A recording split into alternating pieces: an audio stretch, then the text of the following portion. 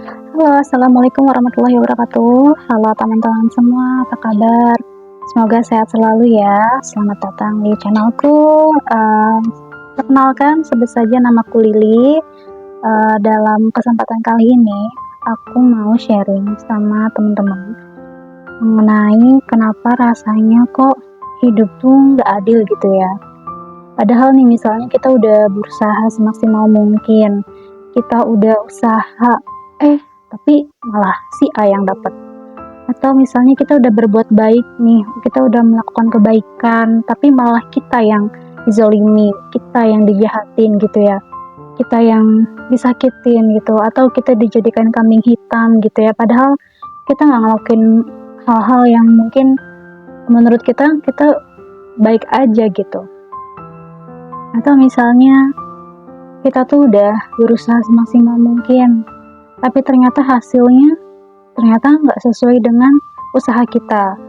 Atau misalnya kita kayaknya udah berbuat baik banyak nih sama orang banyak gitu ya, tapi kok hidup kita kayaknya gini-gini aja, atau nggak ada kemajuan, atau nggak ada peningkatan gitu ya. Jadi kadang ngerasa hidup tuh kayak nggak adil gitu. Tapi aku ingin teman-teman di sini kita coba kita sharing aja. Aku ingin sharing kalau misalnya kita hanya melihat dengan kacamata dunia aja gitu ya, itu memang akan sangat-sangat terasa tidak adil gitu. Hidup itu akan selalu kita menganggapnya nggak akan pernah adil sama kita gitu. Jadi aku ingin ngajak teman-teman, mungkin kita harus perbaiki dulu mindset kita coba berpikir lagi, kita tarik ulur lagi gitu ya, sebenarnya hidup itu gimana sih gitu. Kenapa kayaknya konsepnya itu kayak nggak ada aturan hidup atau pola tertentu yang kayaknya ya hidup tuh nggak bisa diprediksi gitu, hasilnya kayak gimana, ke depan seperti apa, kayak hal-hal yang nggak bisa kita prediksi ke depannya akan seperti apa, atau hasilnya akan seperti apa gitu. Karena memang banyak banget kan kejutan-kejutan dalam hidup yang kayaknya gak diduga-duga terjadi, gak kita sangka-sangka terjadi gitu. Itu tuh hal-hal yang kayak kita tuh gak duga-duga, gak sangka-sangka kok bisa sih gitu. Ya menurut aku, kita coba tarik ulur ya teman-teman. Kalau misalnya hidup itu ada dua, hidup yang pertama hidup di dunia, hidup yang kedua tuh di akhirat. Sebelum kita menuju akhirat, ini tengah-tengahnya ini ada yang namanya padang mahsyar. Jadi ada semacam, kalau boleh analogikan, kita analogikan sebagai pengadilan untuk memutuskan nanti kita di akhirat apakah akan menderita selamanya atau bahagia selamanya gitu. Nah, dari dua kehidupan ini nih, hidup di dunia dan hidup di akhirat. Yang hidup yang abadi selamanya itu hanya di akhirat. Yang kedua ini ya teman-teman. Berarti hidup di dunia ini hidup yang gak abadi, hidup yang gak selamanya, ada batas-batas waktunya, segala sesuatunya terbatas, kemudian hidup yang palsu, penuh kepalsuan gitu ya, penuh ujian dan cobaan memang adanya di dunia gitu. Sehingga tempat dunia ini bukan tempat yang ideal untuk kita hidup selamanya, untuk kita hidup seterusnya, hidup abadi gitu. Di dunia ini bukan tempat yang ideal untuk kita hidup gitu sebenarnya.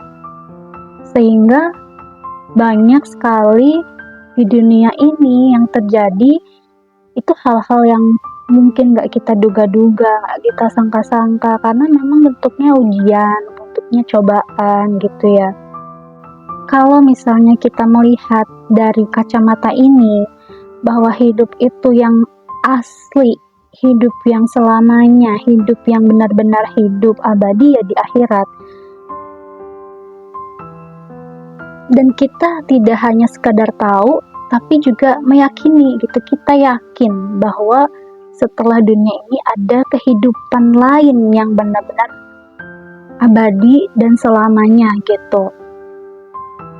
Seperti yang ada di rukun iman gitu ya, kita harus percaya pada hari akhir gitu. Setelah di dunia ini akan ada hari akhir, jadi akan selesai segala sesuatu yang ada di dunia ini. Yang pertama itu, aku ingin kita menyadari bahwa hidup itu ada dua, di dunia dan di akhirat gitu. Dan yang penting sebenarnya adalah hidup di akhiratnya. Gimana nanti kita akan hidup di akhirat seperti apa, itu akan dilihat dari apa yang kita lakukan di dunia ini gitu.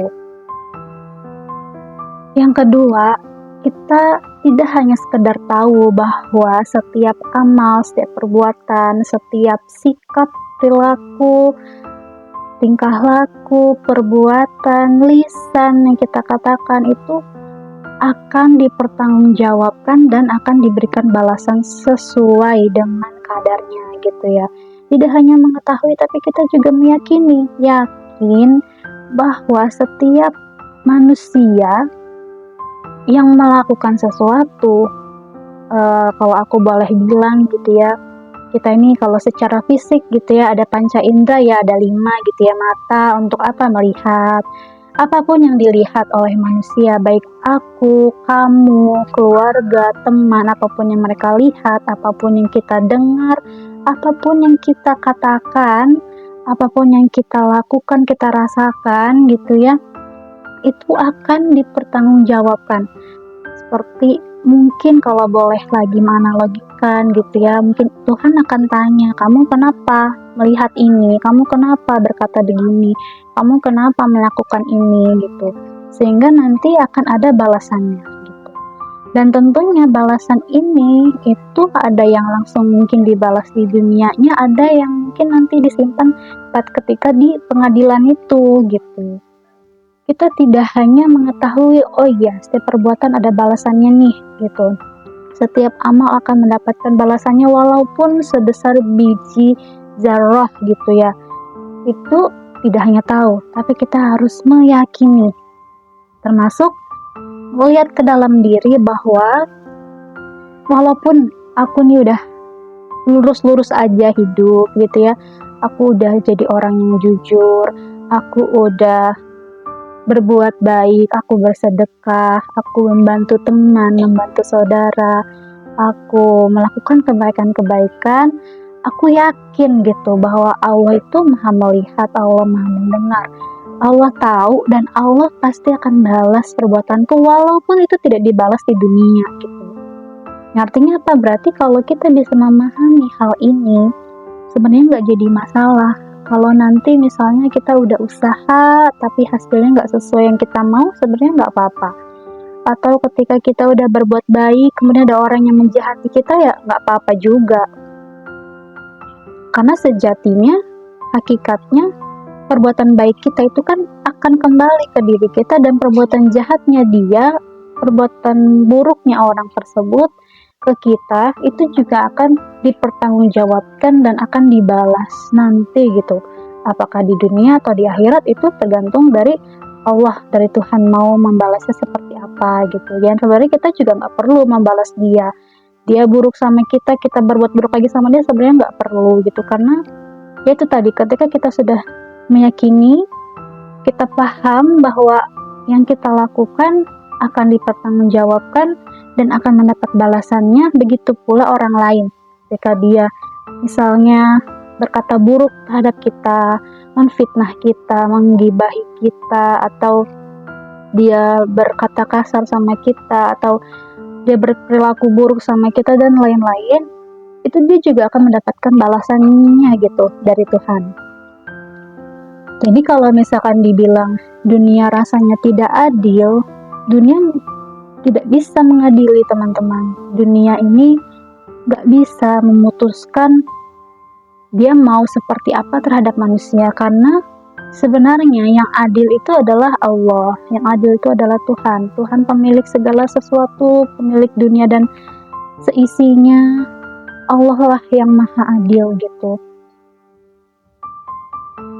Dan percayalah bahwa tadi balik lagi, Tidak hanya sekedar tahu, oh iya Allah Tuhan ini maha adil, oh iya Allah ini maha melihat, maha mendengar. Tidak hanya sekedar tahu, tapi kita juga meyakini di dalam hati kita bahwa Allah maha adil gitu, benar-benar maha adil, tanamkan keyakinan.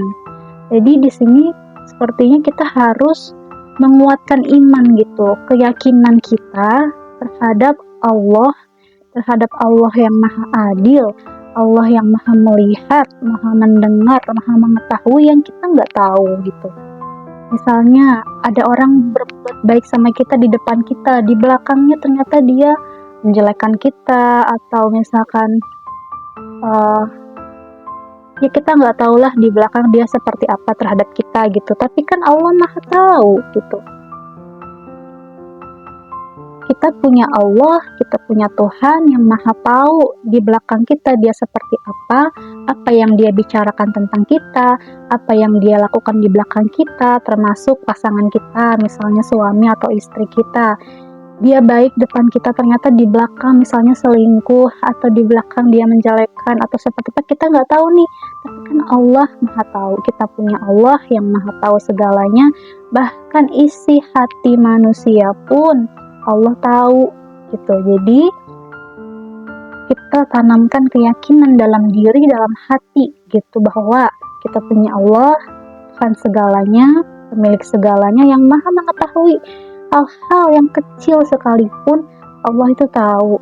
Dan tidak hanya sekedar tahu, Allah pun akan memberikan balasan terhadap perbuatan orang tersebut gitu. Begitu juga terhadap perbuatan kita gitu.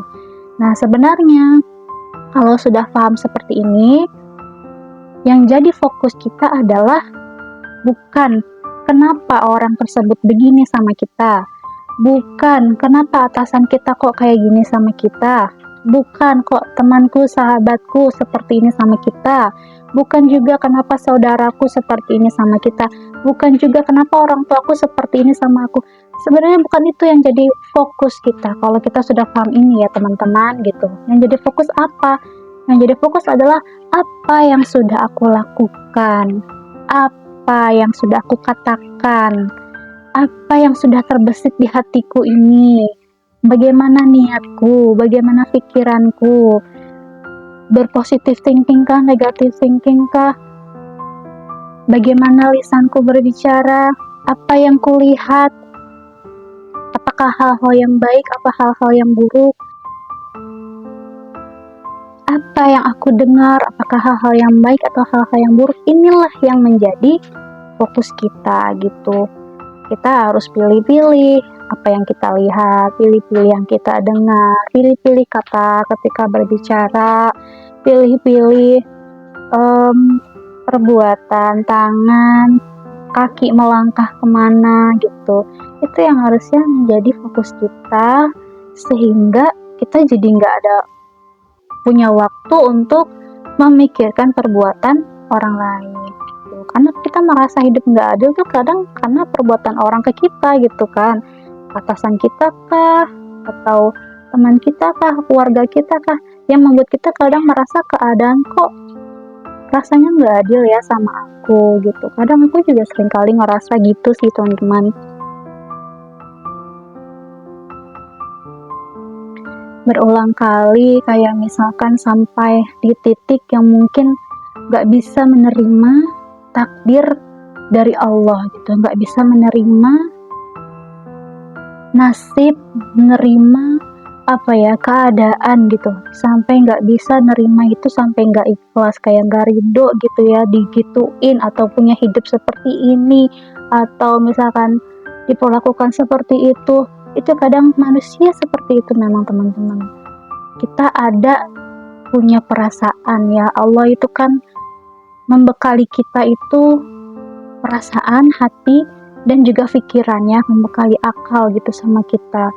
Itu harus seimbang memang antara pikiran dengan hati kita gitu, karena kalau salah satunya dominan, akhirnya nggak sempurna keimanan kita gitu. Terasa sulit ketika kita mencoba untuk terus-terusan untuk bisa yakin seyakin-yakinnya gitu. Memang harus selalu diingatkan misalkan kita harus selalu mengingatkan diri gitu. Dengan apa? Kalau misalkan gak ada teman atau saudara mengingatkan, sekarang kan sosial media sudah banyak banget bisa diakses dengan mudah. Kita bisa searching di YouTube kah, di Google kah, atau ikutin akun-akun yang bisa mengingatkan kita terhadap Allah, mengingatkan kita lagi kepada agama ini, mengingatkan lagi kita terhadap Allah yang memang bisa menambah keimanan kita. Selain itu kita juga rajinkan lagi untuk ibadahnya, karena memang ibadah ini terkadang kita harus paksakan gitu, karena kalau tidak kita paksakan kita akan kalah dengan diri kita sendiri, dengan setan yang ada dalam diri kita sendiri, dengan bisikan-bisikan setan yang kita rasa nggak sadari, tapi sebenarnya membuat kita menjadi malas, membuat kita menjadi gampang sedih, membuat kita jadi lemah, membuat mental kita gampang down. Itu sebenarnya juga ada pengaruh dari setan gitu, dari setan yang memang tugasnya menggoda kita gitu. Setan itu dari zaman dulu, setan itu udah punya pengalaman lebih banyak dari kita, setan itu lebih pintar dari kita. Setan tahu kelemahan kita di mana, setan tahu kekurangan kita di mana, dan disitulah dia akan menggoda kita. Misalnya teman-teman ini lemah di emosi, di mental, dia akan serang di sana dengan membisikkan-bisikkan hal-hal yang buruk, kekhawatiran-kekhawatiran, prasangka-prasangka negatif, kemudian emosi-emosi negatif yang akhirnya dia tuh selalu membisikkan, dia hanya bisa membisikkan sebenarnya. Dan kita terkadang kalah, kita mengikutilah si bisikan itu. Kenapa kok bisa? Karena di dalam diri kita tuh ada hawa nafsu gitu. Kita punya hawa nafsu yang kalau kita nggak bisa kendalikan, kita nggak bisa tundukkan dia, kita nggak bisa kontrol nafsu kita, itu akan menjadi tunggangannya setan untuk akhirnya kita bisa punya sikap yang buruk, bisa punya hati yang buruk, hati yang kotor gitu ya. Dan itu memang harus selalu setiap hari dibersihkan, berdoa sama Allah, diberi kekuatan, diberi perlindungan, dibersihkan hati dan pikiran gitu ya. Jadi kita juga harus selalu berdoa. Jangan merasa kita nih aman, teman-teman. Kita nih nggak akan pernah aman. Kita nggak akan pernah aman dari bisikan dan godaannya setan ini. Bahkan orang yang ahli ibadah, orang yang soleh pun, setan tetap akan mencoba mencari celah untuk bisa membuatnya berdosa gitu. Pernah mungkin dengar cerita ya, ada orang soleh kemudian dititipkan sama temannya, saudara perempuannya gitu ya, kemudian lama-kelamaan tergoda sampai ketemu berhubungan badan seksual, kemudian dibunuh sama dia gitu kan. Pernah nggak dengar cerita kayak gitu? Kan ada cerita kayak gitu ya, sampai akhirnya saudara-saudaranya tuh tahu bahwa perempuan ini meninggal lewat mimpi gitu ya, dan sebenarnya mimpi itu pun datang dari setan juga. Masih tahu gitu bahwa saudara kamu perempuan dikubur di sini, dibunuh sama si ini gitu. Ya itulah, ada juga yang akhirnya kan dia juga mati dalam keadaan kafir karena digoda sama setan untuk mau menyembah dia. Nanti setan akan menjanjikan dia untuk selamat dari hukuman gitu ya, tapi akhirnya meninggal dalam keadaan su'ul khotimah gitu. Itulah, setan itu nggak akan pernah berhenti teman-teman. Apalagi lah kita yang bukan orang soleh, kita masih bolong-bolong ibadah, kita masih banyak dosa, masih banyak maksiat, tentu akan sangat-sangat diganggu, digoda sama setan. Termasuk diberikan keyakinan bahwa hidup ini nggak adil, Allah itu nggak adil, Allah itu bukan hakim yang baik, Allah itu nggak sayang sama kita, Allah itu jahat sama kita, Allah tuh kasih kita takdir yang buruk. Nah, itu adalah salah satu juga yang menanamkan pikiran-pikiran itu ya dari si setan tadi gitu. Makanya kita balik lagi, tadi aku bilang kita coba ulur dulu, kita tarik ke belakang ya, sebenarnya hidup ini tuh apa sih gitu.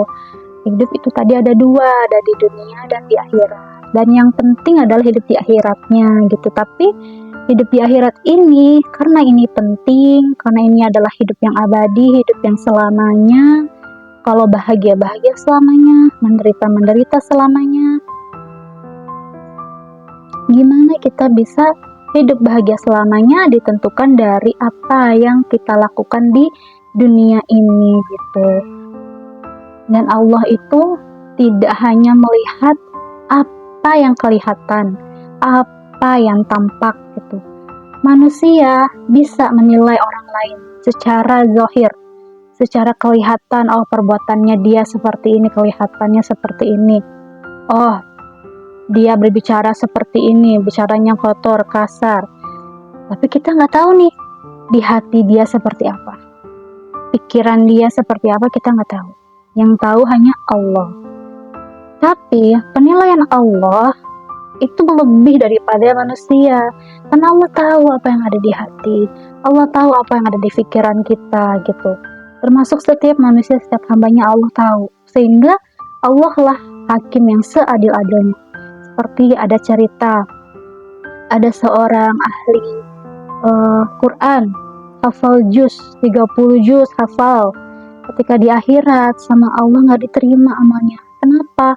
Karena Allah tahu kamu tuh mau hafal Quran bukan buat aku, tapi kamu itu untuk orang-orang tuh pada memuji kamu, agar kamu dapat pujian, dapat sanjungan. Allah tahu hatinya, ternyata dia hafal Quran hanya untuk riya, hanya untuk agar orang tuh memuji dia gitu, agar dia dapat titel orang soleh, agar dia dapat titel orang baik. Tapi Allah tahu hatinya nggak seperti itu gitu. Bukan untuk Allah ini amalnya, Allah tolak mentah-mentah. Bukankah itu adil ketika ada orang pezina gitu ya, kita tahu pezina itu dosa besar, tapi seketika dia membantu seekor anjing memberi minum gitu ya.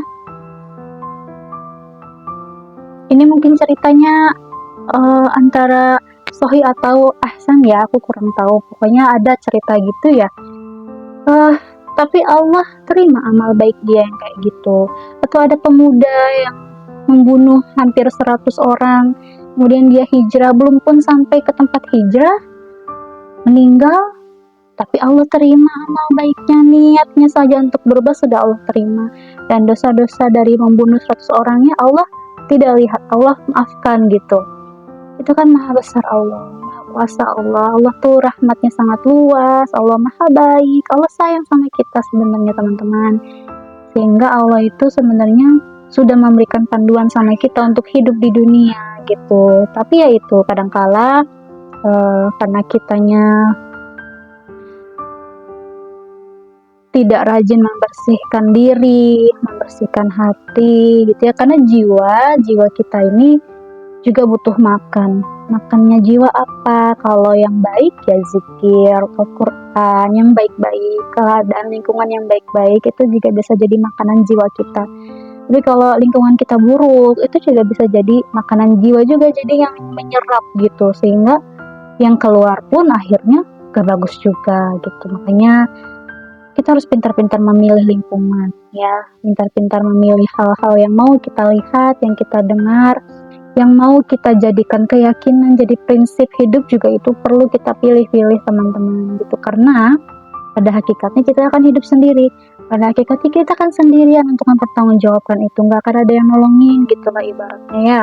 Bahkan pasangan kita, anak kita, orang tua kita tuh belum tentu bisa nolongin kita nanti pada saat di pengadilannya Allah gitu. Jadi untuk konsep hidup itu tidak adil, dunia memang tidak bisa memberi keadilan, tapi Allah maha adil. Adilnya Allah akan diperlihatkan nanti di padang mahsyar, di pengadilannya, untuk memutuskan kita apakah kita masuk surganya atau kita malah jadi masuk ke nerakanya gitu. Pengadilan Allah itu memang gak kelihatan di dunia mungkin, tapi akan tentu diperlihatkan nanti di padang mahsyar itu tadi gitu, dimana tidak ada seorang pun yang bisa menolak tidak akan ada seorang pun yang bisa berbohong, nggak ada yang bisa disuap, nggak ada yang bisa kita kasih jaminan, nggak ada yang bisa kita bayar gitu. Tidak seperti di dunia. Mungkin di dunia orang bisa disuap, di dunia orang bisa dimanipulasi, ditipu gitu ya. Tapi di akhirat itu nggak ada satupun. Bahkan anggota tubuh kita nanti akan bersaksi juga. Oh iya, dia dulunya melihat ini. Oh dia dulunya melakukan ini. Nanti anggota badan akan berbicara kecuali mulut. Mulut akan ditutup. Karena mulut ini yang selalu berdusta di dunia. Dia akan ditutup. Nanti mata akan berbicara, kulit berbicara, semua akan berbicara, tangan gitu. Itu adalah saksi-saksi hidup kita, ini badan kita gitu. Jadi tetap semangat teman-teman ya. Kita refresh lagi, remind lagi, kita kuatkan lagi iman kita, keyakinan kita, kita bersihkan lagi persepsi kita ubah mindset kita gitu ya, kalau Allah itu maha adil.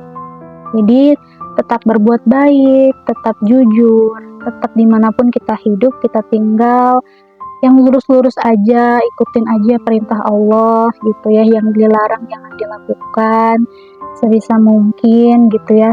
Walaupun kita belum bisa lepas sepenuhnya, pelan-pelan gitu. Allah kan lihat ke usaha kita, Allah kan lihat proses kita, dan itu tentu tetap akan Allah balas.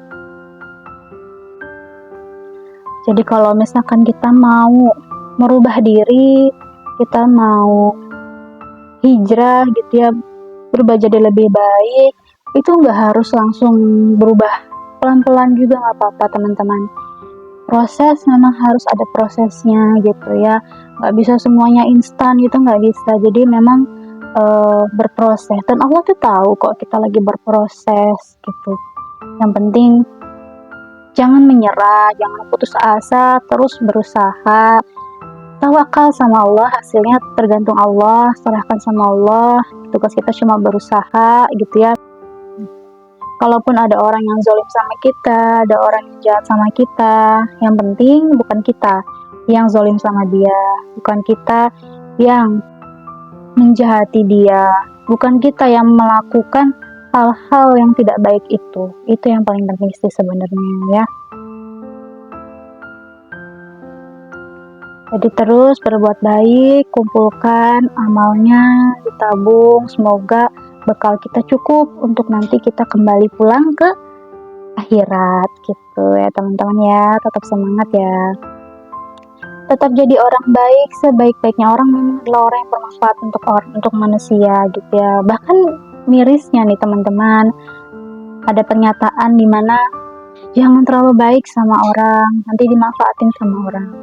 Atau misalnya jangan terlalu dekat sama orang, nanti kamu dimanfaatin sama dia misalnya. Itu mengganggu keyakinan kita jadinya gitu. Bahwa sebenarnya memang manusia yang paling baik itu adalah manusia yang bermanfaat gitu. Tapi dia jangan minta dibalas budi oleh orang tersebut gitu. Misalkan teman-teman bantuin orang nih, teman-teman nolongin orang, mungkin seakan-akan dimanfaatkan gitu ya. Tapi yang penting teman-teman nggak merasa nggak mau dibalas sama dia. Teman-teman mengharap balasannya dari Allah gitu. Kalau kita mengharap balasan dari Allah, itu sudah lebih dari cukup gitu. Karena bahkan kalau mereka balas kebaikan teman-teman pun, itu nggak akan setimpal mungkin dengan apa yang teman-teman lakukan. Kalau bahkan mereka balas kebaikan teman-teman sekalipun, mungkin nggak akan setimpal dengan yang seharusnya gitu. Jadi sebenarnya nggak apa-apa kalau ada orang memanfaatkan kita, selama kita mengharapkan balasannya hanya dari Allah gitu. Tetap jadi orang baik, gak ada ruginya kita menjadi orang baik teman-teman, karena akan kembali ke diri kita sendiri. Tapi tidak hanya sekadar baik, kita juga perlu defense, kita juga perlu pertahanan, kita juga perlu batasan-batasan. Itu namanya prinsip ya, prinsip hidup gitu. Misalkan ada teman-teman nih, temennya pinjam uang nih ke kalian, kemudian secara tanpa kalian cari tahu, tanpa kalian tanya-tanya, misalkan dia teman-teman dapat info lah gitu, entah dari mana, ternyata dia tuh mau pinjam uang, untuk judi misalnya, atau dia tuh mau pinjam uang untuk hal-hal yang haram gitu ya. Terus teman-teman nih punya prinsip nggak mau saya pinjamin uang kalau untuk hal-hal yang merugikan kamu misalnya. Kamu nggak mau pinjamin nggak apa-apa, karena kamu punya prinsip aku mau bantuin orang kalau emang uang itu berguna buat kamu, misalnya buat beli kamu makan, atau buat anak istri kamu gitu ya, atau buat usaha kamu, buat modal usaha, mau apa melanjutkan keberlangsungan hidup gitu, gak apa-apa misalnya. Tapi kalau uangnya malah dipakai untuk judi kah, untuk slot gitu ya, atau untuk main game yang gak ada gunanya, pokoknya dirasa gak ada manfaatnya gitu ya, teman-teman berhak untuk maaf ya gitu. Kalau kamu mau pinjam uang untuk yang kayak gitu, aku gak bisa gitu. Itu kan seandainya kalau misalkan kita tahu gitu kan, tapi kan kadang-kadang kita nggak tahu ya orang itu pinjam untuk apa. Itu wallahu alam, diserahkan aja sama Allah gitu. Jadi kita pun tetap baik, tapi kita juga punya prinsip hidup gitu. Seperti tadi misalkan mau bantuin orang, ya bantu orang yang misalkan membutuhkan, benar-benar butuh, lihat sendiri dengan mata kepala sendiri. Misalkan teman-teman, aku pengennya bantuin orang nih, tapi emang aku kelihatan dia lagi susah, aku bisa aja pinjemin aku bisa aja sedekah misalkan ke yayasan gitu ya, tapi aku pengennya langsung nih ke orangnya, ya itu nggak apa-apa juga teman-teman. Jadi itu sebenarnya prinsip hidup, jadi kita juga tetap harus punya prinsip hidup gitu ya.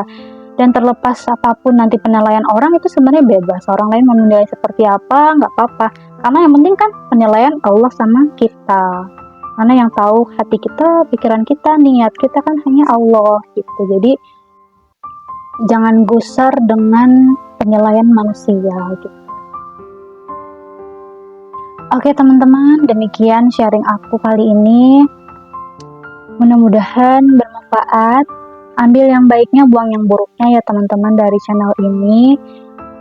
Aku cuma ingin berbagi di sini. Semoga kita semua bisa dikuatkan keyakinannya, imannya gitu ya, hati dan jiwanya, agar tidak mudah goyah, tidak mudah runtuh gitu ya, mentalnya gitu ya, biar kita bisa kuat menjalani hidup ini yang memang kadang-kadang gak diduga-duga, gak disangka-sangka, ada aja kejadian yang kita gak tahu gitu ya. Semoga kita tetap bisa jadi orang baik, kita bisa menjadi diri yang terbaik untuk diri sendiri, untuk keluarga dan teman-teman sekitar dan semuanya gitu. Oke, bye-bye. Makasih ya teman-teman sudah dengarkan dan sudah tonton. Ambil yang baiknya, buang yang buruknya. Aku pamit undur diri. Wassalamualaikum warahmatullahi wabarakatuh.